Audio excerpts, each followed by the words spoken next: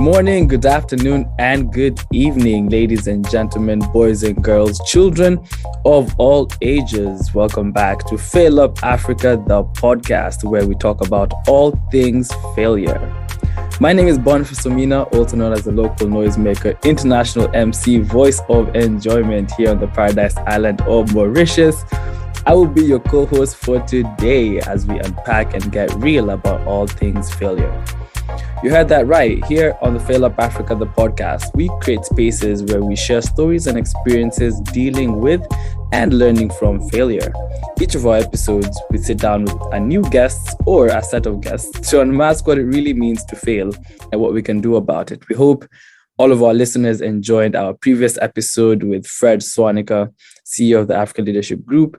And his story really drove a ton of conversations, on and off the FailUp Africa space. And it's been so awesome to see how so many people have been engaging with the content and the conversations around dealing with and learning from failure in the context of Fred Swanica.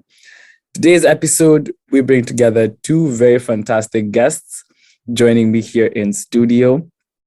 And similar to what we usually do, we unpack things from schooling to academics to careers to starting a business and even personal relationships, really dig deep into what failure looks like in all these different contexts. So without further ado, I would love to introduce to you guys my partners in crime here today. Joining me on my left is a senior analyst at Nia Delta. She is a learning experience designer and analyst with a keen interest in transformational leadership and decolonized education. She is also passionate about women empowerment and active in matters queer activism. Ladies and gentlemen, I love your help in welcoming Njeri Wainaina. Hi, Njeri. How are you doing today? Hi, Omina. I'm good. I'm pretty excited to be here today. That's a whole sort of introduction. I'm like, is that me? Same. Thank you so much for being here. And Njeri has also interned as the learning experience designer at the African Leadership University and lead facilitator at the Alan Gray Entrepreneurship Challenge at Graceland Schools. So the Alan Gray Entrepreneurship Challenge is actually how Njeri and I met back in 2019 during my first gap year out of high school. And we're going to dive into a bit of her work there. But before we do that, I'd love to introduce our next guest on the podcast. He is a member of the African Leadership Academy's 2020 graduating class and is currently enrolled at the African Leadership University, pursuing a degree in international business and trade. So me and the guest are schoolmates, but in different campuses. That's sort of one of the correlations here that we're seeing.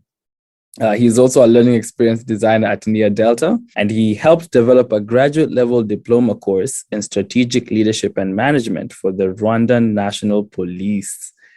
Hey. We brought in the big guns today for this episode. Without further ado, guys, join me in welcoming Shedrach Dandak. Shedrach, how are you doing? Thank you so much, Amina. I'm doing really great. I don't know about big guns, but we keep pushing. Love to hear it.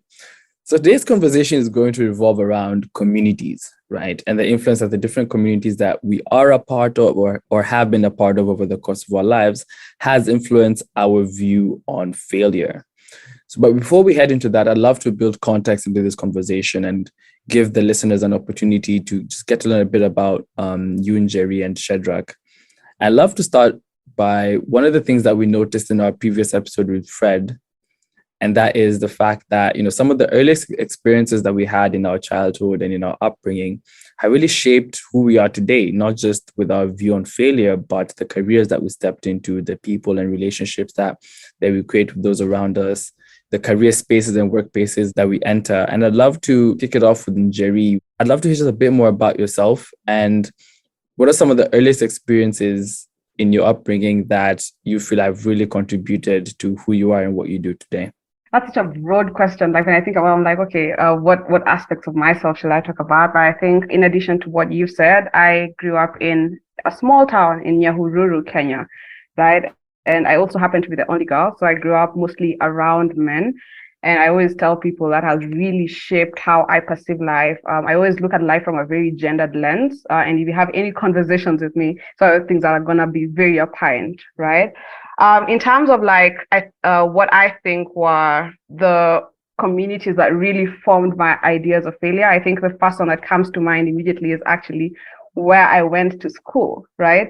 I went to school in my small town again, and living in a small town means that literally everyone knows each other. So if you fail, everyone knows you failed, right? And it didn't help that my parents were both teachers, and I'd always like get this question on how can you fail and your parents are both teachers. So I think the first community that really shaped my understanding of failure was school, and particularly the school that I went to. And I remember at around grade 4, we'd get ranked and put into classes based on our merit, right? So if you're like top students, you're in one class because you compete against each other. If you're not doing too well, you put in one class and compete against each other. Unfortunately, I wasn't doing too well, but yeah, I don't want to go too deep into it, but I think that's where my first understanding of what failure meant came from, and the repercussions of failing, because we got treated differently. I remember how our teachers would speak to us compared to like the top students was really different. Yeah.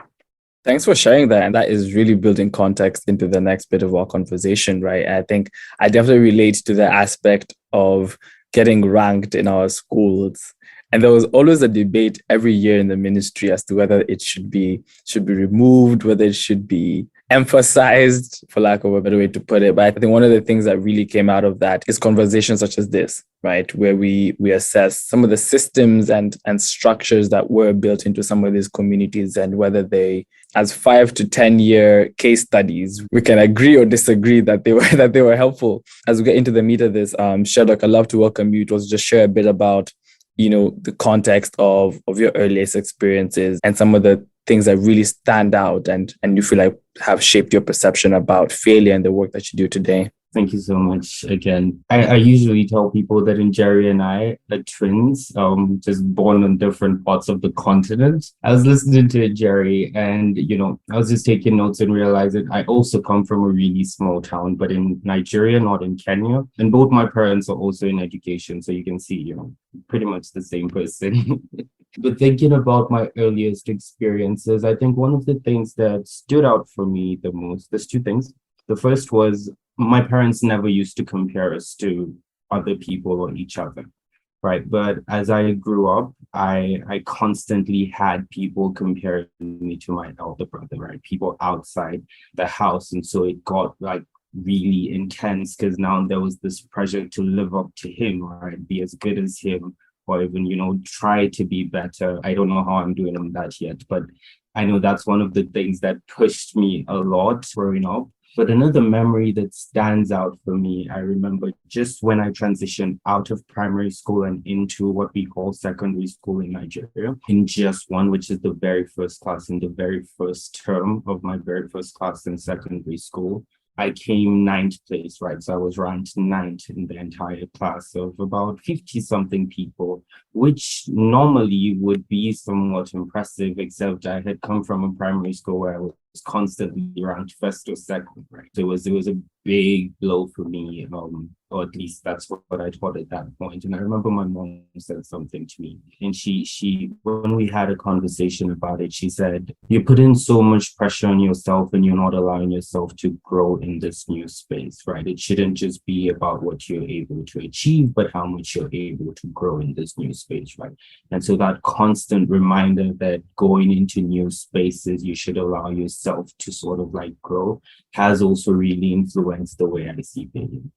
Shout out to your mom, Shedrach. I think that's a beautiful takeaway right there. For those who are listening in, if you have your notebook right next to you, you can replay this a couple of seconds back to hear that one more time. But I think one of the parallels I'm seeing here with the both of you is that there's an educational foundation in the household that really guided some of your outlook of life away from the household.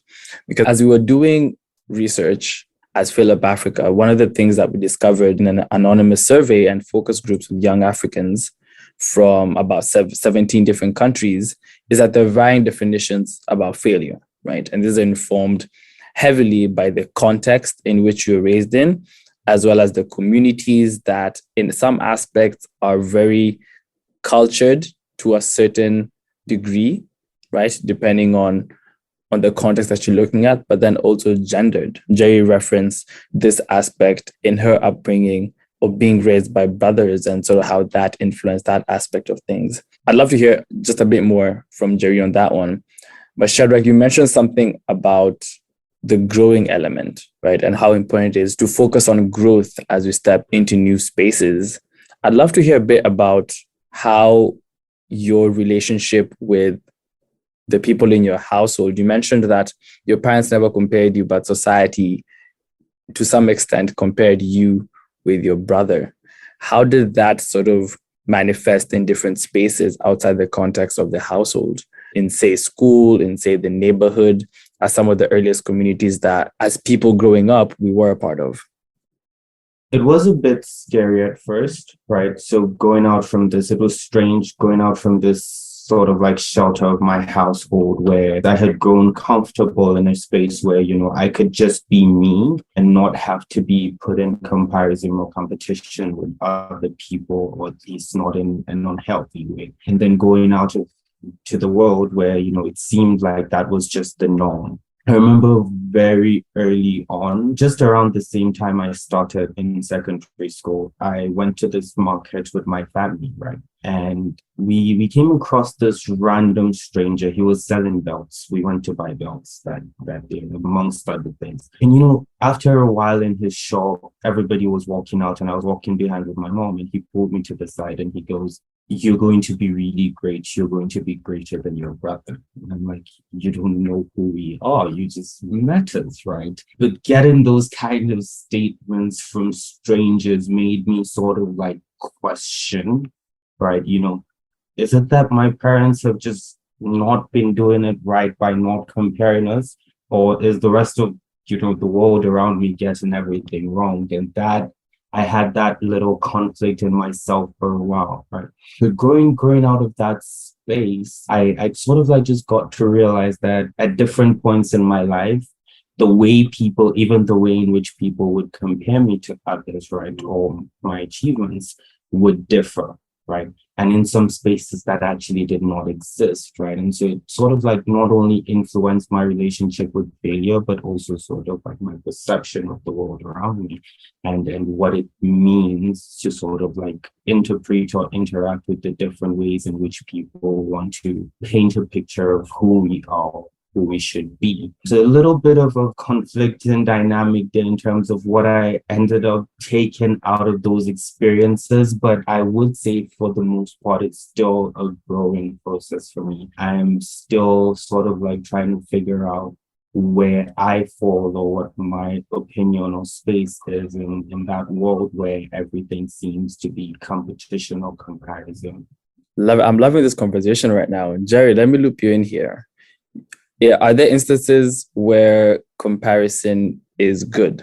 When competition is at play, whether in the household? I know you said you grew up with siblings in the house. I'd love to hear how competition manifested in the household. But are there instances where, say, for example, the school ranking system that you touched on, right? Are there instances where that could be advantageous in that it fosters a competitive environment?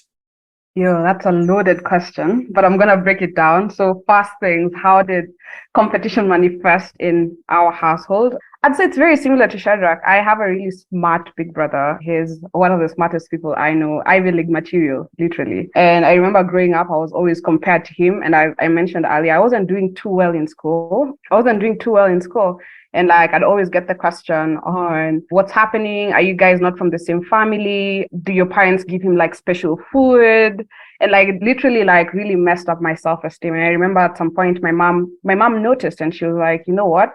I'm going to pick my child and take her to an entirely different school." And so my mom picked me from like a school really close to home and transferred me to a school in a different province, right? And I was clean slate. No one knew about my background. And I kid you not, I just became an excellent performer. And I always say that just that move literally changed my life because I didn't feel the pressure to live up to anything or be anyone else other than myself. And I just became my authentic self.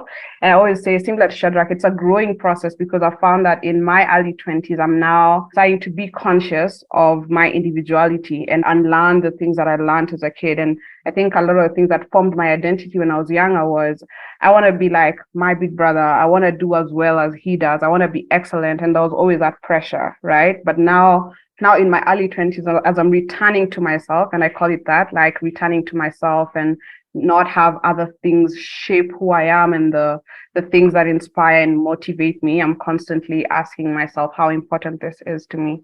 In terms of the question that you just asked on how important is competition, I think competition is good in some spaces and in some contexts. I think the problem that I have with the current system is that merit and rewards go to people that excel in just one particular field, right?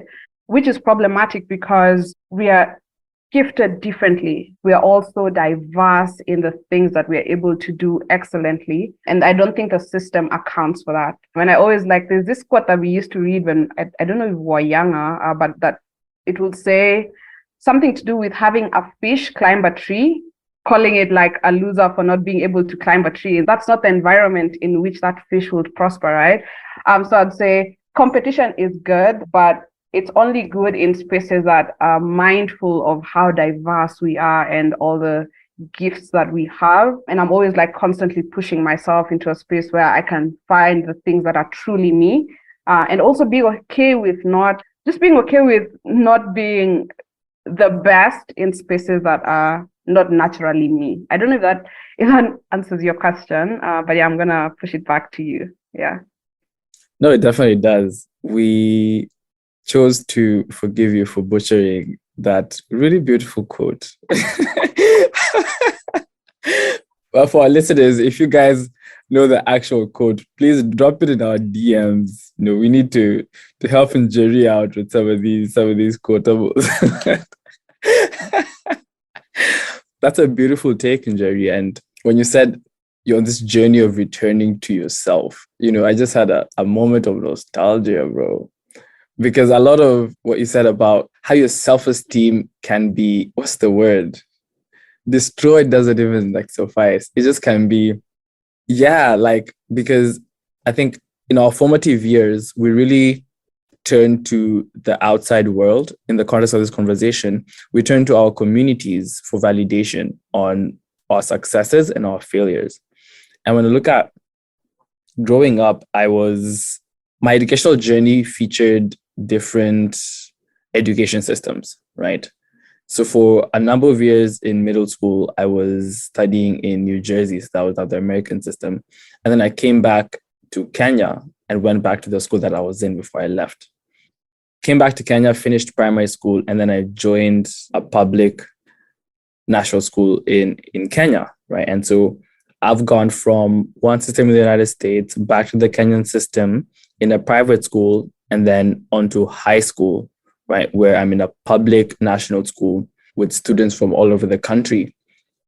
And so one of the things that I've noticed is there has been an evolution in terms of this comparison and competition conversation modeled in the education system, where there are education systems which look at an individual holistically and reward and validate them holistically, where your academic success, let's say, as you mentioned, Njeri, the school ranking, your academic excellence in the classroom is held and hailed in equal measure as what you'd be able to accomplish, say, on the football pitch, right, as a football player, or your success in the music festivals, or your success as a dancer, right? And so some of this holistic perspectives that we see vary according to the education systems that we're in. And as you rightly mentioned, Njeri, we need to put a lot more focus in putting ourselves in spaces that are conscious of how diverse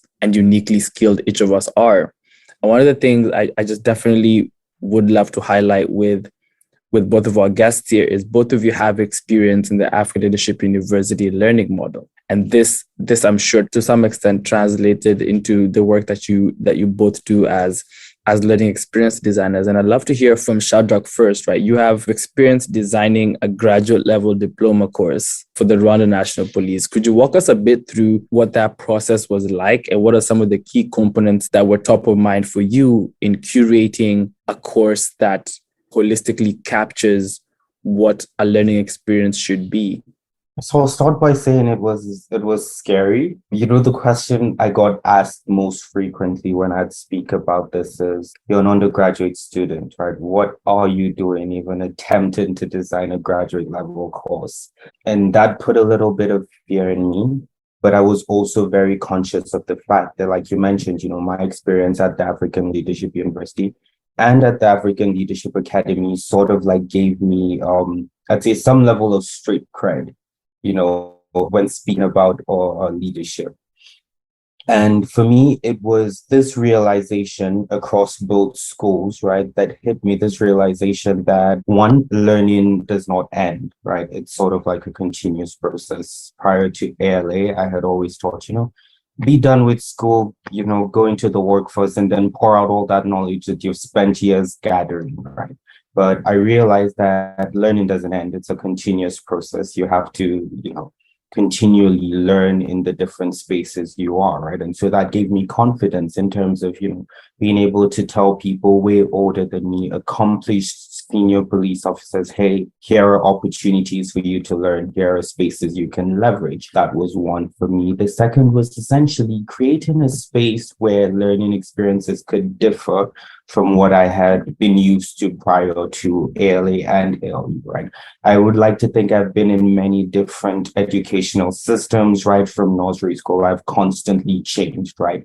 And one recurring theme across these different systems is the idea that, we are aware of the diversity within us, but not all of those systems have accounted for that diversity in the way they teach. And so being able to create experiences that embrace that diversity, but also sort of like foster the first point of continuous learning. So keeping in mind, these are senior police officers that are used to rigidity, right? Used to this aspect of, like I said, let's learn, let's assess that learning, let's go pour it back into the world, right? And for the most part, the first reiteration of that course, which was last year, a lot of the feedback we got, I remember one specific survey response that said, you guys give us kid activities to do, right? Like you give us children activities to do. I don't know how I feel. So the survey said, I don't know how I feel about that. And I was struggling with, how to take that feedback as an experienced designer, knowing fully well that, you've designed an experience and activity, you have a purpose for it in mind, but the way it's received is not necessarily what you envisioned, right? And so that gave me a lot to think about. But I think through the process, what I tried to do the most, right, aside fostering that spirit of continuous learning and pushing that agenda that we should learn outside our comfort zone, something I was also consciously aware of was allowing those officers or helping those officers see the world through a different perspective in my design, right? So thinking about how we take away that idea of rigidity, or will not take it away completely, but poke at it a little to allow them see the world differently, to foster that sense of empathy in the work they do, in the way they interact with their subordinates, right? And the way they interact with the larger communities for which they're responsible for. So it was a lot of different combining like elements that I needed to take into account, but at the core of it was fostering the idea of continuous learning and learning outside your comfort zone. That's so incredible.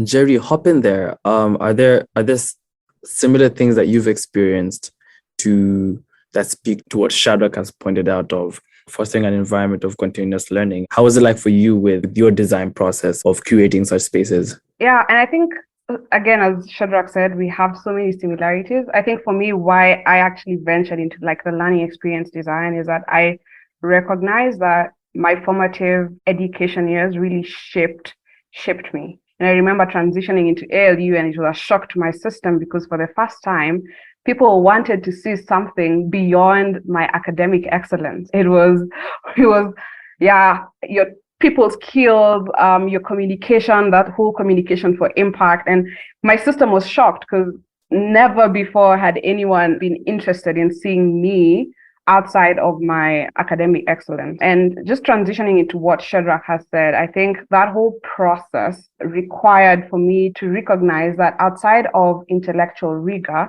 there was something to do with emotional intelligence, right? How aware are you when it comes to your emotions? How empathetic are you when you're dealing with people? And how do you work in teams? But also, I think what that community gave me at that point was the realization that it was okay to fail.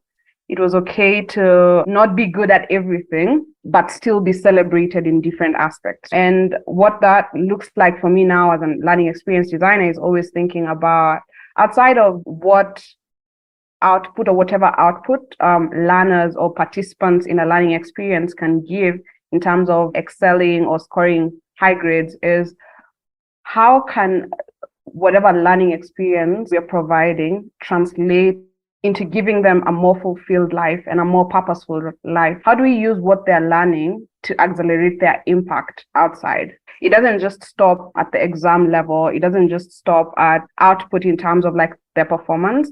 It extends to spaces like their families, and it extends to spaces like their communities. And I think that for me is why learning experience is so important. It has such a big impact and doesn't only stop at personal level. It translates to so many other things. That for me is what I find really inspiring and exciting about learning experience design in the way that we do it at Near Delta. Yeah. Shout out to us. shout out to Near Delta. And shout out to LU as well. I think they have really done a good job of creating spaces that foster the learning of some of these things, right? Emotional intelligence, empathy, right? How to work, how to build and work in really good teams. A question came to mind when you were speaking, Njeri, and I want to tie this to some of the work that you've done with entrepreneurs. Shedrach mentioned, some of the challenges that he faced getting police and people of a certain age demographic to buy into these innovative models around our learning experience. With the work that you've done with entrepreneurs, Njeri, do you think it's possible to train people to have a very open mindset towards failure? Do you think it's easier for entrepreneurs by virtue of their occupation, right? The trial and error, take risks, have a startup, oh, it doesn't work out in 6 months, try again. What have you observed with entrepreneurs? Are they better poised to deal with failure because they're constantly faced with the possibility of it every day? Or it's just a general thing? Every single person in this world is faced with the possibility of failure every single day. Just for context, I've worked with young Africans on the Alan Gray Entrepreneurship Challenge, which we both worked on actually. I think what that experience taught me was that learning to not fear failure is a muscle, right? It's a muscle that you need to practice, that you need to exercise over and over again. And I think for entrepreneurs, because of all the challenges and all the fear, it gets to a point where you're like, what's the worst that will happen? And I think for me, what we need to be doing as a society, and especially as young people, is challenging ourselves and putting ourselves in spaces that are new to us. And I love what Shedrach said about learning outside your comfort zone, because that's the only way you can train that muscle. You'll never know. And there's only one way to find out, and that's trying, right? There's literally only one way to find out. That's by trying. I truly, truly believe that it's a muscle that everyone should, not only entrepreneurs, that everyone should embrace. And I'm not saying this without the realization that some failures can be daunting, because that's another reality we need to grapple with. Expand on that a bit. I'm curious now. Yeah, sometimes it's not that I'm going to try and fail and I'm going to be okay. There are some failures that are really daunting, and I've been in spaces where like I really wanted to do something and I do it and I fail, and I'm like, yeah, I'm never going to get this opportunity again, right? Either because of financial constraints or age limit. It's like, yeah, you're now age cutoff. You can't do this next year. You're out. And so there is that recognition. But I think for me, what has really helped in this process has been using the lessons that I learned from failing and translating them into different spaces. I'm a big believer of I always win, whether it's winning by actually getting into whatever program or whatever level that I wanted, or whether it's winning by taking those lessons and trying to apply them into different spaces. I constantly tell myself, Njeri, we're winning. And it's hard sometimes because guys, sometimes you fail and it's too bad. It's too bad and get into depressive state. And I think that's where community comes in, because I've been blessed, at least in my university life and in my workspace, to have people that really support and cheer me on. And I think it's just been a blessing in that sense. Yeah. I love hearing this, Njeri, and also just observing how you consistently root for yourself. I think that's one of the consistent themes I've seen with the stories that you've shared. And I'd love to loop in Shedrach into the conversation.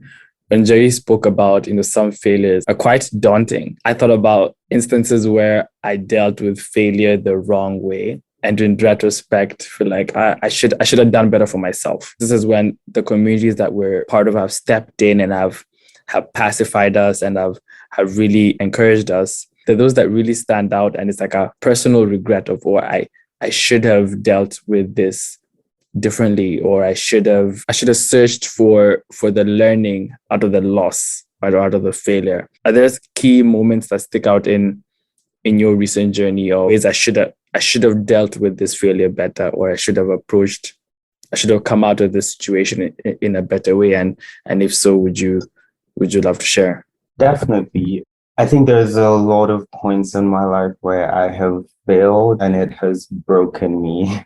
And there's also a lot of points in my life where I've thought that, I could be doing better in terms of how I'm dealing with this failure. But I want to take a step back to my transition from high school, the end of secondary school, to ALA. I think that was one of the most transformative points in my life, because it came with a lot of failure. And what I realized in the span of the 2 years was, when there's a lot of failure, there's a lot of growth. So I often tell people the person I was at the beginning of 2018 and the person I was at the beginning of 2019 are two completely different people. And that change is due to all of the failure I experienced. More for me at that point was realizing the need to discover myself, right? And anchor my lessons in failure and my growth to who I am and who I'm becoming. And so for me, the transition was moving from a headspace where I had gone through so much failure. I had failed at a relationship. I had failed at school. I felt like I had disappointed my parents, because it was also at a point in my life where I was completely changing courses from being a full science student to saying, hey, I want to do a little bit of business, and I really dig education, so I want to explore that too. And my dad, he did not take that very well. He struggled with that for a bit. It took him a minute to accept that. So I felt like I was failing in a lot of things. And all of that pushed me into this sort of shell, this space in my life where I was like, I just need to stop trying, right? Just don't do anything. Just be in the shadows and observe other people, because you seem to be failing at everything you touch. And so for my first few months at ALA, I remember I was doing the bare minimum, right? So do what you need to do. Don't do any extra, and just go away. That way you don't get a chance to fail at anything. You don't really mess up anything.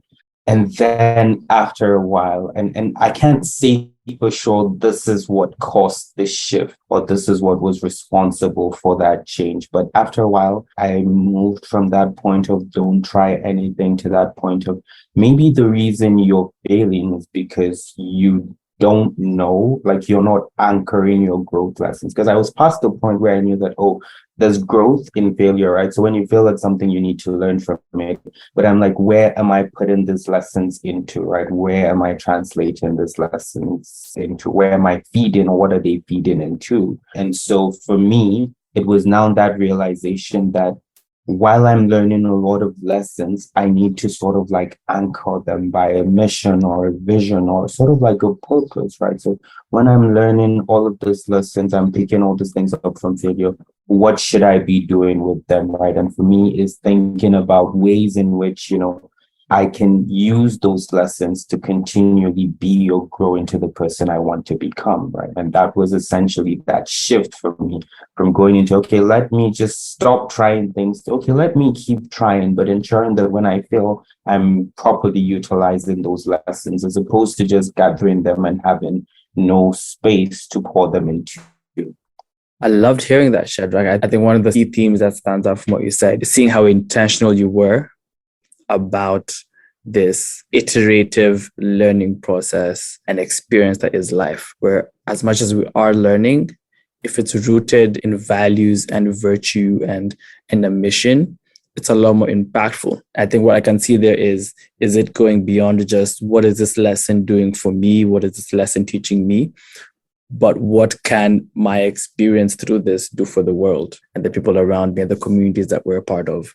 I think I definitely love hearing that. And just in the same breath, speaking about being intentional, one of the things that we've observed at FailUp Africa over the past couple of months is just how we have been intentional about creating spaces that encourage such conversations, that encourage such shared experiences and shared learning rooted in the simple yet phenomenal purpose of reimagining our view of failure as a continent. And just off the back of that conversation, one of the key activities that we saw over the past couple of months was the FailUp Africa virtual experience. And we're all a part of that. And I'd love to hear what are some of your standout memories from that experience. And if Njeri, you could just give guys a bit more context. For those who missed out, hey, our listeners, those who were there, I know you guys had a fantastic time. For those who missed out, I'm sure FailUp has something else cooking in the back burner. Njeri, tell guys a bit about how the virtual experience was.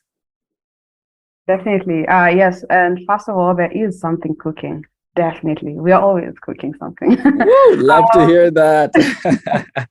But in terms of first of all, virtual experience was a 2-day event dubbed the Art of Failing Up. And essentially what we were doing is we were tapping into the power of community to just reimagine and relearn and unlearn all the things navigating failure, right? And I think for me, the biggest takeaway was that we all experience failure. It is a human condition. I think that's what I'd say. Failure is a human condition. And just being in one space with close to 100 young Africans who are sharing their experiences of navigating failure, for me was phenomenal. Like, I remember leaving that conversation and being like, this is such a shared experience. Like, I'm not the only one that's grappling with the fear of it. I'm not the only one that's scared to put in applications. I'm not the only one that's scared to. And I think for me, we need to build more spaces, even in our communities, where people are actually genuine about their experiences. We all grew up in spaces where our parents are always like, yeah, I was the best student, period. I was always number one. And all our parents were always top of their class. And there was always that pressure. And I think what I got from the virtual experience, or the gift that it was to me, was just hearing that I'm not the only one grappling with this. And there are indeed healthier ways to deal with failure. There are tools and resources out there. We have like a wonderful FailUp toolkit that we used during the virtual experience that for me has been one of the things that I go back to often over the past few weeks. And I've been thinking about just that art of reflecting and learning and taking out the new learning. So yeah, FailUp virtual experience, 100. I really, really enjoyed it. I'd like to hear how the experience was for you, Shedrach. I'd like to say you've said it all, despite how cliche that response might be. But I do think that the experience actually gave me a chance to connect with people from around the continent on the idea of failure, which was different for me, right? So I'm used to a lot of connecting on issues like business, right? Conservation, connecting with people around the continent on things leadership related, right? But it was the first time I was in a space where everybody was openly admitting and comfortable to the idea of failure, right? Saying, hey, I failed, right? And I know I'm going to fail again. And I fully accept that because I know what value there is from learning from my failures. And that sort of like helped me revitalize the ideas of failure and how I deal with failure in my personal life. But also gave me a lot of hope for the future of the continent. When we think about the future of the continent, we often talk about leadership and a lot of other things in that box of leadership and politics. And we don't really talk about, okay, what happens if, as the larger community of concerned African youth, we fail to reshape the continent? What happens? Where do we go from there? What does that mean for us? But seeing all those youngsters come together and openly embrace the ideas that failure is a possibility, but not the end, was really revitalizing for me. Failure is a possibility, but not the end. That is a beautiful way to wrap up today's conversation, Shedrach. Njeri, thank you so much for both of your time here on the podcast. And as we usually go out in style here on the FailUp Africa the Podcast, we want to kick it off with the rapid fire question segment. We're going to finish off on a very light note. We've unpacked a lot. We've been vulnerable. I almost shed some tears here when Njeri was talking about her family. But we're going to end on a very, very light note and I have some quick fire questions for both of our guests today. So let me know if you guys are ready for this next segment. All good? Good. All good. Okay. Let's go. So the first question goes to Njeri. Knowing what you know now about failure, what advice would you give to your younger self? It's going to be okay. It's going to turn out fine. You're going to fail a lot, but yeah, you always come out at the end of it, despite how heavy and hard it is. Yeah. Beautiful. Shedrach, same question to you. I would say when you fail well, then do it again differently. Don't stop there. Just do it again differently. Shedrach is dropping quotes. Our marketing team is going to have Shedrach all over the Instagram page. You guys just watch. Next question, Shedrach, I want you to tackle this first. If you had a magic wand, what world problem would you solve? What world problem would I solve? That's a tough one. If you had a Thanos glove, bap, yeah. You just snap your fingers, it's gone. I think I would it's not a problem per se. It's more like an ideology. So more the idea that we need more shared empathy in the world, right? So fostering that idea of empathy. And this comes from a point of view where I feel like in the world we live in today, we have all the resources we need to solve a lot of the problems we already face. But to do that, there needs to be some more level of inclusivity and resource redistribution. And that doesn't happen without the existence of empathy. And so more empathy for everybody. You get empathy, I get empathy. Everybody gets a little more empathy type vibe. That's what everybody gets empathy. Love that, Shedrach. And lastly, Njeri, what do you want to be remembered for? That's easy. I want to be remembered for holding spaces for people to be their most authentic self. And I think that just goes back to what Shedrach said, shared empathy, right? Modeling what that looks like and holding space for people to just show up as they are. Yeah, and I love a quote that says, I think the most creative you can ever be is just be yourself, because there's literally no replica of you. So just being. Yeah. Beautiful. Lovely listeners, Njeri just ended on a very accurate quote this time. Round of applause as we close off and as we wrap up this beautiful, beautiful episode. I just love to encourage every single one of you listening to think about what communities that you are currently a part of, right? What role are you playing in these communities?